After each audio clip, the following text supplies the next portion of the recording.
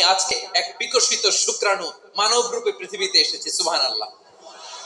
ওই 20 কোটি শুক্রাণুর প্রতিযোগিতায় সবাই পেছনে ফেলে সেদিন আমি সফল হয়েছিলাম, সেদিন আমি বিজয়ী হয়েছিলাম। সেদিন আমি এত ছোট ছিলাম, মাইক্রোস্কোপ দিয়েও আমার অস্তিত্ব টের পাওয়া যায় না। আমি এত তুচ্ছ ছিলাম, নগণ্য ছিলাম। আমার কান ছিল না, আমার চোখ ছিল না, আমার হাত ছিল না, আমার জন্য রিকমেন্ডেশন করার মতো মামু ছিল না, খালা ছিল না, কেউ ছিল না। তারপরেও ওই প্রতিযোগিতায়, ওই কম্পিটিশনে যখন আমারে কেউ হারাতে পারে নাই, আল্লাহর জমিনেও আমারে কেউ হারাতে পারে না। হারার জন্য তোমার জন্মই হয় নাই, তুমি আসছো জিতার জন্য। সুবহানাল্লাহ।